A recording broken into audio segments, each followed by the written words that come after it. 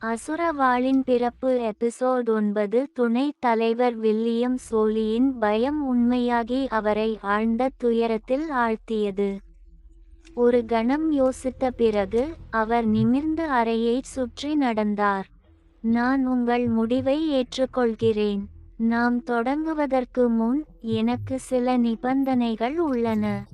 முதலாவதாக, நீங்கள் 6 மாதங்களுக்கு உங்கள் மன ஆற்றலை பயிற்றுவிக்க வேண்டும்.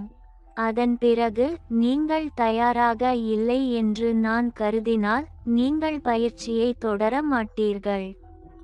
இரண்டாவதாக, நீங்கள் இரட்டை வாள் பாணியை என்னுடன் தனிப்பட்ட முறையில் கற்றுக்கொள்வீர்கள். நான் தெளிவாக இருக்கிறேனா? குழப்பமடைந்த நோவா அவரை வெறித்து பார்த்தான். இந்த நிபந்தனைகளுக்கு பின்னால் உள்ள காரணத்தை நான் தெரிந்து கொள்ளலாமா? வில்லியம் நடைபயிற்சியை நிறுத்திவிட்டு பதிலளித்தார். அந்த வகையான வலியை தாங்கவும் சுவாசத்தின் சக்தியை பயன்படுத்தவும் சராசரி மனிதனை விட வலிமையான மனம் உங்களுக்கு தேவை. உணர்வை அதிகரிப்பது பயிற்சியில் உயிர் பிழைப்பதற்கான வாய்ப்புகளை அதிகரிக்கும். இரண்டாவது நிபந்தனையை பொறுத்தவரை வாள் பயிற்சி வேதனையாகவும் ஆபத்தானதாகவும் இருக்கும். உங்கள் வயதை கருத்தில் கொண்டு வலிக்கு உங்கள் சகிப்புத்தன்மையை வளர்த்து கொள்ளும் அதே வேளையில் உங்கள் பாதுகாப்பை உறுதி செய்வதற்காக நான் தனிப்பட்ட முறையில் உங்கள் பயிற்சியை கண்காணிப்பேன். நோவா இந்த பதிலால் சற்று திகைத்து போனான், குறிப்பாக கடைசி பகுதியை. ஆனால் அவன் தன் தாடையை உயர்த்தி சவாலாக பதிலளித்தான். எனக்கு எந்த சிறப்பு சிகிச்சையும் தேவையில்லை மாஸ்டர். துணைத் தலைவர் புருவத்தை சுருக்கினார்.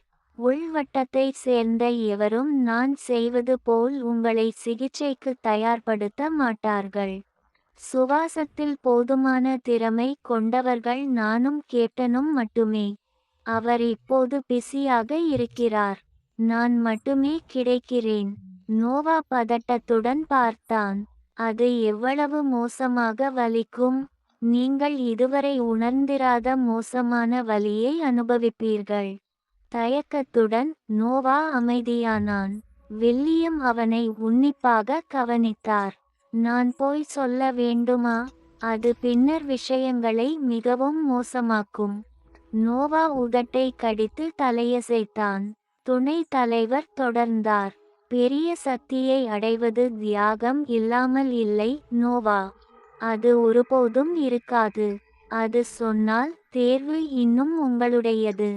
எதுவாக இருக்கும்? நோவா ஆழ்ந்த சிந்தனையில் ஆழ்ந்தான். அவன் இதற்கு முன் என்னை ஏமாற்ற முயன்றாலும் அவன் கெட்டவன் அல்ல. நான் அவனை நம்பலாம் அல்லது காவலர்களை ஏமாற்ற மீண்டும் செல்லலாம். இங்கே எனக்கு வேறு என்ன தேர்வு இருக்கிறது? போதும் யோசித்தது நோவா. எனக்கு ஒரு பதில் வேண்டும். நாம் நாள் முழுவதும் இங்கு நிற்க முடியாது. வில்லியமின் குரல் கடுமையானதாக இருந்தது. இறுதியில் நோவா பணிந்தான். நான் ஒப்புக்கொள்கிறேன். அருமை. பதிலளித்த பிறகு வில்லியம் தனது பேண்ட் பாக்கெட்டில் இருந்து மடிந்த மற்றொரு காகிதத்தை எடுத்தார். அதை நோவாவிடம் கொடுத்துவிட்டு தொண்டையைச் செருமினார். இந்த தாளில் காசியர் எனப்படும் ஒரு உருவம் எழுதப்பட்டுள்ளது. அவை பெறப்பட்ட மந்திர மிருகங்களின் பெயரிடப்பட்டது. இந்த மிருகங்கள் ஒரு பெரிய மனிதனை ஒரு சிறிய சதையாக மாற்றும் அளவுக்கு சக்தி வாய்ந்த மன ஆற்றலை கொண்டுள்ளன என்று கூறப்படுகிறது. துணைத் தலைவர் தொடர்ந்து சொல்ல நோவா கூர்ந்து கவனித்தான். பெரிய குரங்குகளைப் போலவே அவர்களில் ஒவ்வொருவருக்கும் அவர்களின் முதுகில் ஒரு உருவம் பொறிக்கப்பட்டிருந்தது. உருவங்களின் எண்ணிக்கை அவர்களின் மன ஆற்றலின் அளவை குறிக்கிறது. உருவங்களின் எண்ணிக்கை அதிகமாக இருந்தால் ஆற்றல் அதிகமாக இருக்கும். மனிதர்கள் இதை கண்டுபிடித்தபோது அவர்கள் இந்த உருவங்களை தங்களுக்காக விரும்பினர். இதன் விளைவாக காசியரை அழித்தனர். இது மனிதகுலத்திற்கு ஒரு இருண்ட காலகட்டமாக இருந்தது. அமைதியான மூலைகளை தவிர மக்கள் அதை அரிதாகவே பேசுகிறார்கள். இந்த உயிரினங்களில் எஞ்சியிருப்பது உருவங்களே. பல வருட பரிசோதனைகளுக்கு பிறகு மக்கள் அவற்றை கொண்டு தங்கள் மன ஆற்றலை பயிற்றுவிப்பது எப்படி என்று கற்றுக்கொண்டனர். இப்போது 3 உருவங்கள் உள்ளன, மொத்தம் 9. வில்லியம் ஒரு கணம் இடைநிறுத்தினார், பின்னர் நோவாவின் கையில் மடிந்த தாளை சுட்டிக்காட்டினார். நான் உங்களுக்கு கொடுத்தது முதல் உருவங்களின் தொகுப்பிலிருந்து வந்தது. அதை படித்த பிறகு உங்கள் மூளையின் மையத்தில் பயங்கரமான வலியை உணருவீர்கள். இது உங்கள் உணர்வுக்கும் ஒன்றுக்கும் இடையேயான முதல் தொடர்பு. இதற்கெல்லாம் வலியற்ற முறை இருந்தாலும் அதை மாஸ்டர் செய்ய உங்களுக்கு ஒரு வாரம் ஆகும். அந்த வகையான நேரம் மற்றும் அர்ப்பணிப்புக்கு உங்களுக்கு பொறுமை இருப்பதாக நான் நினைக்கவில்லை.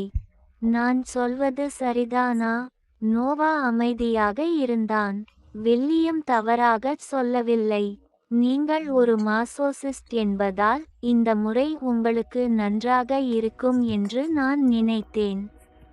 சென்ற உருவத்தை படியுங்கள். வலி வந்ததும் அதில் கவனம் செலுத்துங்கள். நீங்கள் உணர்வு கடலில் நுழைவீர்கள். நோவா ஒரு மாசோசிஸ்ட் என்று அழைக்கப்பட்டதில் சிறிது சிரித்தான். அவன் வலிமை பெற ஆர்வமாக இருந்தான். அதற்காக மன்னிப்பு கேட்க மாட்டான். அது எல்லோருக்கும் இலக்காக இருக்கக்கூடாதா? அவன் மெதுவாக தாளை விரித்தான். மை நூல் தெரிந்தது. உடனடியாக அவனது தலை பிளவுபடுவது போல் உணர்ந்தான். அவன் முனகினான். ஆனால் அவனது வலியின் தோற்றத்தில் கவனம் செலுத்தினான். திடீரென்று நோவா உணர்ந்தான் அவனது உணர்வு தோற்றத்தை. திடீரென்று நோவா மற்றொரு உலகத்திற்கு மாற்றப்பட்டது போல் உணர்ந்தான். தரை அவனுக்கு கீழே மறைந்தது. கடல் அலைகளின் நிலையான ஒலி தவிர வேறு எதுவும் அவனை சுற்றி இல்லை. அவன் கண்களை திறந்து சுற்றிலும் பார்த்தான். காற்றில் குறுக்காக அமர்ந்திருந்த நோவாவின் உருவம் பாதி வெளிப்படையாக இருந்தது. அவனுக்கு மேலே ஒரு கோளத் தடையால் பிரிக்கப்பட்ட இருள் இருந்தது. அசூர் கடல் அவனுக்கு கீழே இருந்தது. ஒளி அலைகள் கரையோரமாக மேலே ஏறி இறங்கின. சில நொடிகள் சுத்தமான ஆச்சரியத்திற்கு பிறகு அவன் வில்லியமுடன் அறையில் மீண்டும் வந்தான். ஒரு நொடி மட்டுமே சென்றது போல் தோன்றியது. அதை விளக்க முடியவில்லை. மாஸ்டர், தயவுசெய்து என்ன நடந்தது என்பதை புரிந்துகொள்ள உதவுங்கள். நோவா இந்த உடல் அனுபவத்தால் திகைத்து போனான். நீங்கள் இப்போது உங்கள் உணர்வு கடலை பார்த்தீர்கள். அதை உங்கள் எண்ணங்கள், உணர்ச்சிகள் மற்றும் மன ஆற்றல் சேமிக்கப்படும் ஒரு தனிப்பட்ட பரிமாணமாக கருதுங்கள். இது எவ்வளவு பெரியதாக இருக்கிறதோ அவ்வளவு அதிகமாக அது பொருள் உலகில் செல்வாக்கு செலுத்தும். அதற்குள் இருக்கும் நீர் உங்கள் சிந்தனை திறனை குறிக்கிறது. எனவே மந்திரங்களைச் சொல்லும்போது கவனமாக இருங்கள். இல்லையெனில் அது அந்த நீரை குறைத்துவிடும். அதிலிருந்து வெளியே வந்தவுடன் உங்கள் மன திறன்கள் பெரிதும் பாதிக்கப்படும். உணர்வு கடல் மீண்டும் நிரப்பப்படும் வரை. அந்த சூழ்நிலையில் நீங்கள் மயக்கமடையக்கூடும். அது பலமுறை நடந்தால் உங்கள் கோளத்தை சேதப்படுத்தலாம். உடைந்த கோளம் உங்கள் மனதை உடைத்து உங்களுக்கு விருப்பமோ சிந்தனையோ இல்லாமல் ஒரு வெற்று ஓடாக மாற்றும். நீங்கள் மிகவும் கவனமாக இருக்க வேண்டும் நோவா. எந்த விலையிலும். வில்லியம் தீவிரமான முகத்துடன் பேசினார். அந்த நேரத்தில் எத்தனை ஆண்கள் தங்கள் சொந்த கோளத்தை உடைத்தார்கள் என்று கற்பனை செய்ய நோவா போராடினான். அவர்கள் தங்கள் வரம்புகளை தாண்ட முயற்சிக்கிறார்களா? ஒருவேளை அவர்கள் அதிகமாக உழைத்திருக்கலாம். நோவா அமைதியாக கேட்டுக்கொண்டிருக்கும்போது வில்லியம் தனது அறிவுறுத்தலை தொடர்ந்தார். மன ஆற்றலின் பயிற்சி முறை மிகவும் நேரடியானது. நீங்கள் செய்ய வேண்டியதெல்லாம் உருவத்தை மனப்பாடம் செய்வதுதான். உருவம் உங்கள் உணர்வு கடலுக்குள் தோன்றியவுடன் உங்கள் பயிற்சி முடிந்துவிட்டது என்று அர்த்தம். முடிந்ததும் உங்களை முதல் நிலை மந்திரவாதியாக கருதுங்கள். உங்களைப் போன்ற எந்த இளைஞனும் பெருமைப்படக்கூடிய ஒரு படி. நோவாவின் கண்கள் தனது பயிற்றுவிப்பாளரின் விளக்கத்தை கேட்டபோது உற்சாகத்தால் விரிந்தன. அதன் பிறகு, உங்கள் உறுப்புத் திறனை உறுதி செய்வதன் மூலம் உங்கள் முதல் மந்திரத்தை நீங்கள் கற்றுக்கொள்ளலாம். மந்திரவாதிகளின் தரவரிசை 1 முதல் 9 வரை செல்கிறது. இது கைசர் உருவங்களின் எண்ணிக்கையை அடிப்படையாகக் கொண்டது. அவர்கள் தங்கள் தரவரிசையின் அடிப்படையில் ஒரு துணை பட்டத்தை கொண்டுள்ளனர். முதல், இரண்டாவது மற்றும் மூன்றாவது தரவரிசைகள் நீங்கள் ஒரு பயிற்சி மந்திரவாதி என்று அர்த்தம். 4, 5 மற்றும் 6 ஒரு இடைநிலை மந்திரவாதியை குறிக்கின்றன. மீதமுள்ளவை உயர் மந்திரவாதி. அடிப்படையில், ஒவ்வொரு பணக்கார குடும்பமும் முதல் 3 உருவங்களைக் கொண்டுள்ளது. பால்வின் குடும்பம் முதல் 5 உருவங்களையும் கொண்டுள்ளது. உயர் உருவங்கள் சோஸ்கி குடும்பத்திற்கும் மற்ற உயர் பிரபுத்துவ குடும்பங்களுக்கும் சொந்தமானதாக இருக்க வேண்டும். வில்லியம் நோவா இந்த தகவல்களை அமைதியாக உறிஞ்சுவதை பார்த்தார். ஒரு சிறிய பிரதிபலிப்பு தருணத்திற்கு பிறகு, வில்லியம் அமைதியை கலைத்தார். இப்போது, இந்த விளக்கங்களுடன் போதும். வீட்டிற்குச் சென்று முதல் உருவத்தை பயிற்சி செய்யுங்கள். இரட்டை வாள் பாணி வடிவங்களையும் விளக்கங்களையும் பின்னர் உங்கள் தங்குமிடத்திற்கு அனுப்புவேன். உங்கள் முன்னேற்றத்தை சரிபார்க்க ஒரு வாரத்தில் உங்களைச் சந்திப்பேன். தயவுசெய்து உங்கள் மன ஆற்றலை வீணாக்காதீர்கள். மிக முக்கியமாக, தைரியமாக இருங்கள், நோவா. இது மிகச் சிலரே செல்லும் ஒரு பாதை. ஆனால் நான் உன்னை நம்புகிறேன். எவ்வளவு கடினமாக இருந்தாலும், உங்கள் கால்களை தரையில் வைத்திருங்கள். அசுர வாளின் பிறப்பு, எபிசோட் 10. அவன் அறைக்குள், நோவா கையில் இருந்த காகிதத்தை உற்று பார்த்தான். ரன்னின் மன ஆற்றலை ஒருங்கிணைக்கும் செயல்முறை அவன் நினைத்ததை விட கடினமாக இருந்தது. அவன் நெற்றியில் வியர்வை துளிகள் வழிந்தன, மேலும் ஒவ்வொரு கணமும் அவன் இமைகள் கனமாகின. தொடர்ந்து செய், தொடர்ந்து செய், செய். ஏன் என் கண்கள் திறக்காமல் இருக்கின்றன? நோவா முடிக்க வேண்டும் என்று உறுதியாக இருந்தான். அவனைச் சுற்றி இருந்த எதையும் அவன் கவனிக்கவில்லை. அவன் உணர்வு கடலுக்குள் நுழைந்ததும், கோளத்தின் மையத்திலிருந்து அலைகள் எழுந்தன.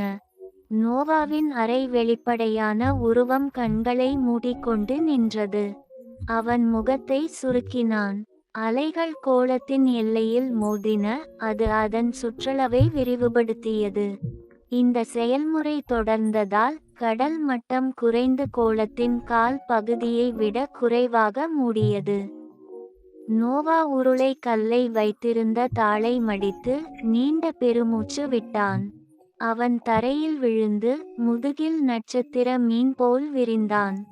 என் தலை வெடிக்கப் போகிறது, என்னால் நேராக பார்க்க முடியவில்லை, நினைப்பது கூட வலியை இன்னும் தீவிரமாக்குகிறது, இது எல்லாம் மிகவும் அதிகம். கதவில் யாரோ இருந்தார்கள். மற்றொரு வலி வந்ததும், நோவா உலகத்தை சபித்தான். சுவர்களில் சாய்ந்து, அவன் தன்னை தானே எழுந்து, கதவை நோக்கிச் சென்றான். அவனுடைய அம்மா லில்லி மறுபக்கம் தோன்றினாள். அவள் முகம் பிரகாசமாக இருந்தது. அவள் 2 பழைய புத்தகங்களையும் ஒரு பெட்டியையும் வைத்திருந்தாள். சில காவலர்கள் இவற்றை கட்டிடத்திற்கு எடுத்துச் சென்றனர். அவர்கள் துணைத் தலைவர். ஆனால் லில்லி தன் சோர்வான மகனை கண்டதும், அவன் நடுங்கும் முழங்கால்களில் நிற்கக்கூட முடியாத நிலையில், நடுவில் நிறுத்தினார். உனக்கு என்ன ஆனது? இது வில்லியம் செய்ததா அல்லது காவலர்களா? நான் இப்போது கேப்டனிடம் பேசப் போகிறேன். அவள் முடிப்பதற்குள், நோவா கட்டிலில் அமர்ந்து, கத்த வேண்டாம் என்று கையை உயர்த்தினான். தலை பயங்கரமாக வலித்தது, ஆனால் அவன் பேச முயன்றான். அம்மா, கவலைப்படாதீர்கள், இது என் சிறப்பு பயிற்சியின் ஒரு பகுதி, அது ஒரு நாள் மந்திரம் செய்ய உதவும். நான் என்னை மிகவும் கடினமாக உழைத்தேன், இது முதல் முறை, ஆனால் தூங்கிய பிறகு நான் நன்றாக இருப்பேன். காவலர்களை தொந்தரவு செய்யாதீர்கள். லில்லி உதட்டை கடித்து தன் மகனை பார்த்தாள். அவள் கையை அவன் கருப்பு முடியில் ஓடவிட்டாள். அவன் பனிக்கட்டி நீல கண்களை பார்த்தாள். மேலும் அவன் உறுதியை உணர்ந்தாள். அவள் அவனை கட்டிப்பிடித்தாள். என் மகன் மிகவும் பிடிவாதக்காரன். அவனுடைய முதிர்ச்சி உறுதியால் மட்டுமே மிஞ்சப்படுகிறது. அவள் அவன் கைகளில் உள்ள காயங்களையும் கவனித்தாள். அவள் சிறிது பெருமைப்பட்டாள். சரி, நான் எதுவும் சொல்ல மாட்டேன், ஆனால் கவனமாக இருப்பேன் என்று உறுதியளிக்க வேண்டும். அதிகமாக உழைக்காதே. ஓய்வு கூட பயிற்சியின் ஒரு பகுதிதான். உங்கள் ஆரோக்கியத்தை கைவிடாதீர்கள், புரிகிறதா?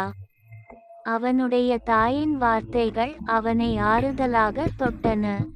ஆனால் அவன் மனம் வேறு இடத்திற்குச் சென்றது. 1, 2. அவன் தன் தாயின் உடலில் இருந்த காயங்களை எண்ணினான். அவளை இப்படி பார்ப்பது அவனுக்கு வேதனையாக இருந்தது. சரி அம்மா, நான் உறுதியளிக்கிறேன். அவள் கன்னத்தில் முத்தமிட்டாள். நோவா ஒரு புன்னகையை வரவழைத்தான். லில்லி சிறிது நேரம் அவனை பார்த்தாள். பிறகு எழுந்தாள்.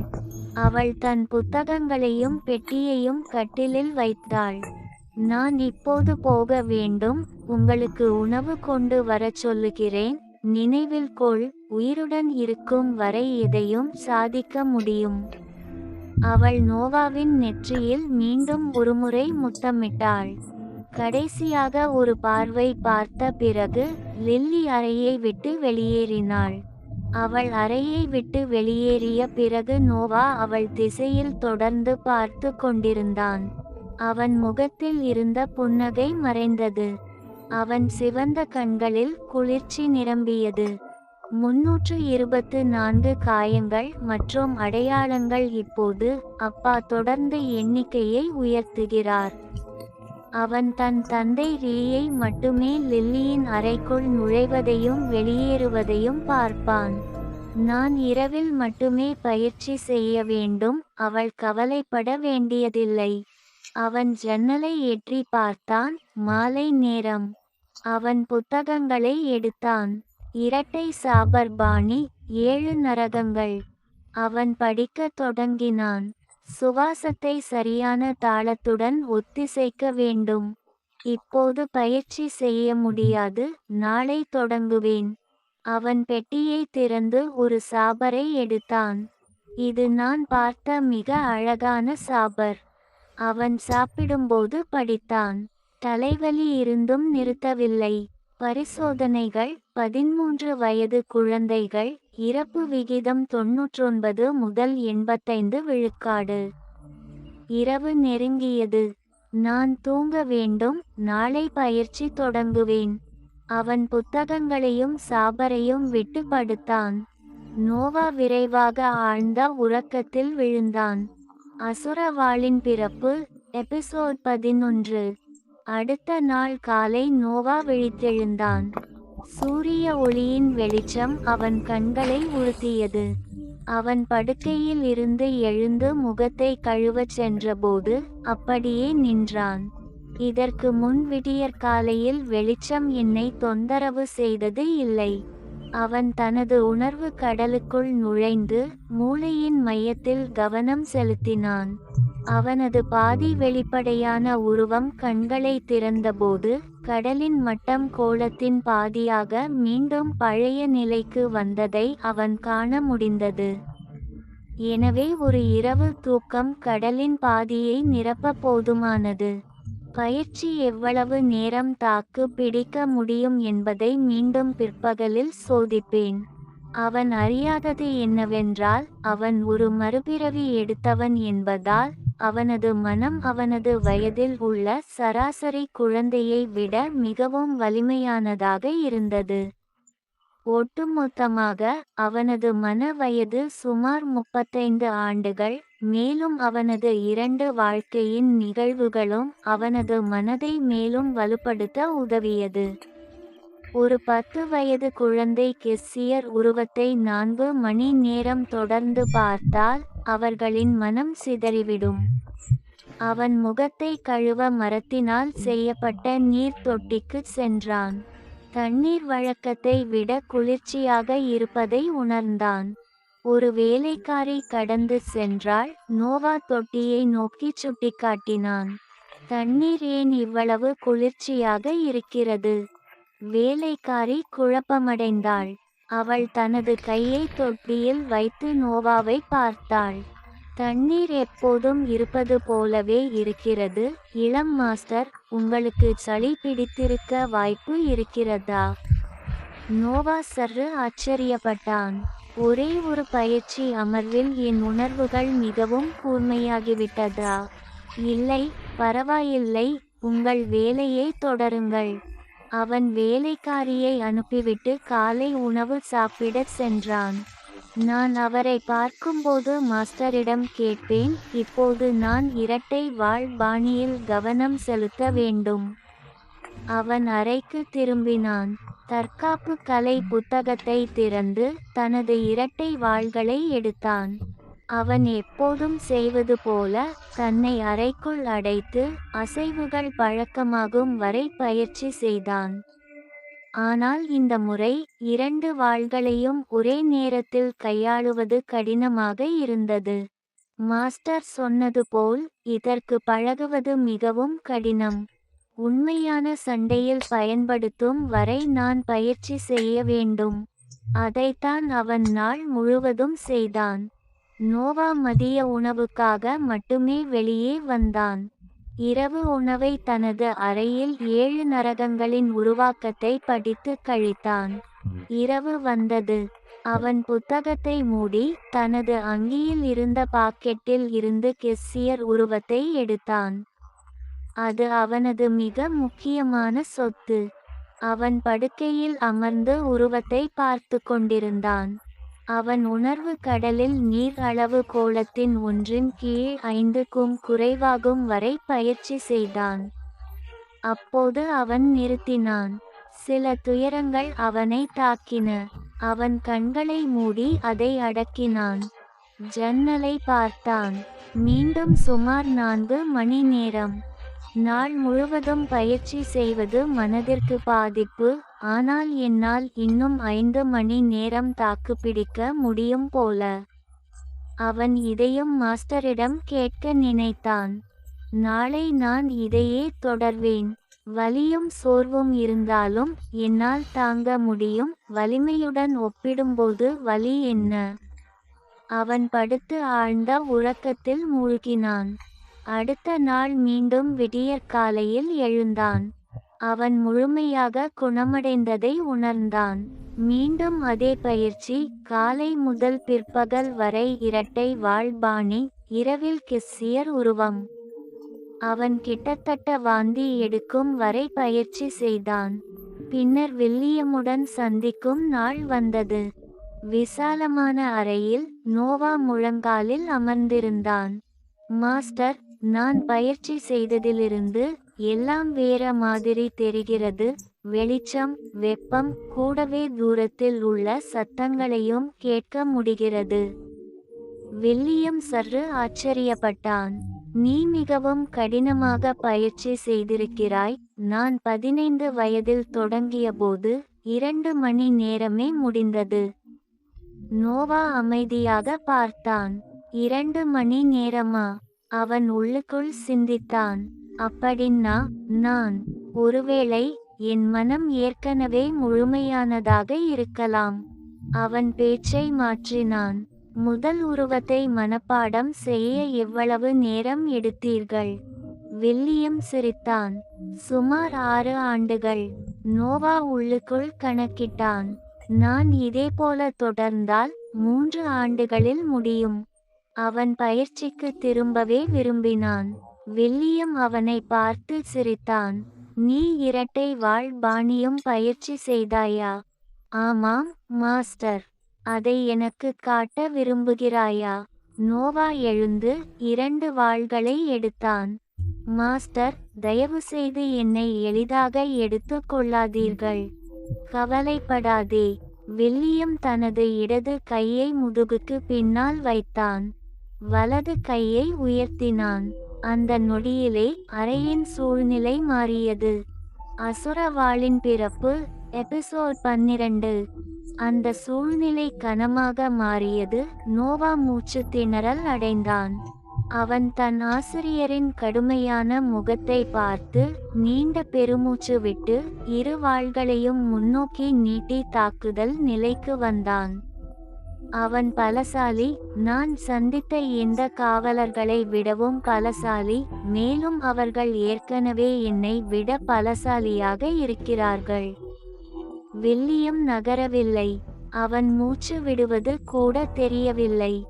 நோவாவின் அசைவை எதிர்பார்த்து அவன் பார்த்து கொண்டிருந்தான். நோவாவின் கண்கள் முழுமையாக திறந்தன. அவன் என்னை குறைத்து மதிப்பிட மாட்டான். நான் முன்னோக்கிச் சென்று பார்க்கலாம்.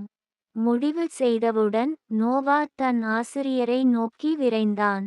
ஒரு நொடியில் அவன் முன் வந்து கிடைமட்டமாக இரு வெட்டுக்களை வீசினான். நோவா தரையில் விழுந்தான்.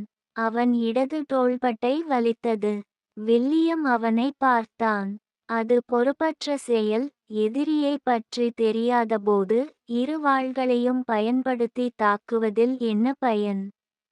நான் அவனுடைய தாக்குதலை கூட பார்க்கவில்லை. மீண்டும் நோவா எழுந்து மீண்டும் தாக்குதல் நிலைக்கு வந்தான். அவன் முன்னோக்கி விரைந்தான். ஆனால் இந்த முறை ஒரு ஏமாற்று வேலை செய்து இடதுபுறமாக திரும்பி வலது வாளால் வெட்டினான். இடது வாள் தலையை மறைத்தது. இந்த முறை அவன் வலது கால் வலித்தது. மீண்டும் தரையில் விழுந்தான். வில்லியம் அமைதியாக பார்த்தான். ஏமாற்று வேலை. அது உன் திறமை எதிராளியை விட அதிகமாக இருந்தால் மட்டுமே வேலை செய்யும். மீண்டும் நோவா மீண்டும் முயன்றான். மீண்டும் விழுந்தான். வில்லியம் தொடர்ந்து பேசினான். உன்னை விட வேகமாக இருப்பவரை தாக்க குதித்தால் பின்வாங்கும் வழியை நீயே வெட்டி கொள்கிறாய். உன் உயரத்தை பயன்படுத்தினாலும் எதிராளியும் தனது பலத்தை பயன்படுத்துவான். என் மறைவிடத்தை குறிவைத்தது புத்திசாலித்தனம். ஆனால் நான் ஒரு பயிரிடுபவன். எனக்கு மறைவிடங்கள் இல்லை. நான் என் மன ஆற்றலால் உன்னை உணர முடியும். உன் பிடிவாதம் பாராட்டத்தக்கது. ஆனால் புரிதல் இல்லாமல் அது பயனில்லை. இந்த முறை வில்லியம் அமைதியாக இருந்தான். அவன் முன் காயங்களுடன் நின்ற சிறுவனை பார்த்தான். நோவாவின் கைகள் நடுங்கின. அவன் மூச்சு கடுமையாக இருந்தது. உடல் முழுவதும் வியர்வை. ஆனால் அவன் கண்கள் இன்னும் தீ போல இருந்தது. வில்லியம் கடுமையாக கேட்டான். உன்னை விட வேகமாகவும் பலசாலியாகவும் இருக்கும் எதிராளியை எப்படி வெல்ல முடியும்? நோவா நீண்ட நேரம் யோசித்தான். ஒன்றுமில்லை. வில்லியம் சிரித்தான். பகுதி சரி. சில நேரங்களில் சரணடைவதே ஒரே வழி. எவ்வளவு முயன்றாலும் சில போர்களில் வெற்றி கிடைக்காது. நோவா அமைதியாக பார்த்தான்.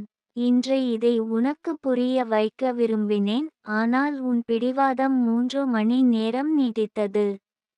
இன்றைக்கு போதும். அடுத்த வாரம் மீண்டும். இப்போது ஓய்வு எடு. வில்லியம் வெளியேறினான். சூழ்நிலை தளர்ந்தது. நோவாவால் வாள்களை பிடிக்க முடியவில்லை. அவன் தரையில் விழுந்து அமர்ந்தான். சில முறை இருமினான். அவன் கண்களை மூடி மூச்சை சீராக்கினான். பின்னர் சிரித்தான். என் ஆசிரியர் நம்ப முடியாத அளவிற்கு வலிமையானவர். அவரின் அசைவுகளை நான் பார்க்கவே இல்லை. சற்று மட்டும் உணர்ந்தேன். இந்த மன ஆற்றல் அதிசயம். ஒரு பயிரிடுபவர் அதிசயம். எனக்கும் இது வேண்டும்.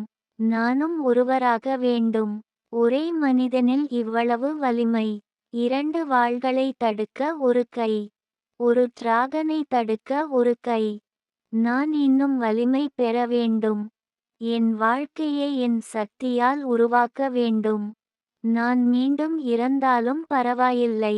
இவ்வளவு உயிரோட்டமாக நான் இதுவரை உணர்ந்ததில்லை. அப்போது லில்லியின் முகம் அவன் நினைவில் தோன்றியது. அவன் புன்னகை மறைந்தது. முதலில் அவளுடைய பிரச்சனையை தீர்க்க வேண்டும். அவள் இல்லாமல் எனக்கு அமைதி இல்லை. அவன் கண்களைத் திறந்தான். உறுதி நிரம்பியது. எதுவாக இருந்தாலும் எனக்கு வலிமை தேவை. அதற்கான ஒரே வழி பயிற்சி. அவன் சிரமமாக எழுந்து தன் அறைக்குச் சென்றான். அவன் சாப்பிட்டான், இரவு புத்தகங்களை படித்தான், கெஸ்ஸியர் ரூனை பயிற்சி செய்தான். அடுத்த நாள் உடல் முழுவதும் வலி இருந்தாலும் அவன் நிறுத்தவில்லை. மீண்டும் பயிற்சி, மீண்டும் முயற்சி. அவன் மெதுவாக, ஆனால் நிச்சயமாக வலிமை பெற்றான். ஒரு வாரம் கழித்து அவன் மீண்டும் வில்லியமை சந்திக்க முன்பே வந்தான். வில்லியம் ஏற்கனவே அங்கே இருந்தான். அவன் தன் சீடனை பார்த்து சிரித்தான். இந்த முறை ஏதாவது கற்றிருக்கிறான் என்று நினைக்கிறேன். அவன் ஒரு மரக்குச்சியை எடுத்தான். இன்று நாம் தற்காப்பும் தாக்குதலும் பயிற்சி செய்வோம். உன் ஒவ்வொரு தவறும் இந்த குச்சியால் சுட்டிக்காட்டப்படும். வா, என்னை தாக்கு. நோவா வாள்களை எடுத்தான், நேராக தாக்கினான். குச்சி அவன் தலையில் பட்டது, அவன் கீழே விழுந்தான். உன் உடல் இன்னும் குனிய வேண்டும். மீண்டும். இந்த முறை அவன் சரி செய்தான். ஆனால் குச்சி மார்பில் தள்ளியது. உன் கைகளில் வலிமை வேண்டும். மீண்டும். இந்த முறை அவன் தடுத்தான். அவன் முன்னேற முயன்றபோது பின்னால் ஒரு குரல். அவ்வளவு மோசமில்லை, இன்னொரு வடிவம் முயற்சி செய். நோவா திரும்பி பார்த்தான். வில்லியம் அவன் பின்னால் இருந்தான். அவன் சிரித்தான். நோவா தலை அசைத்தான்.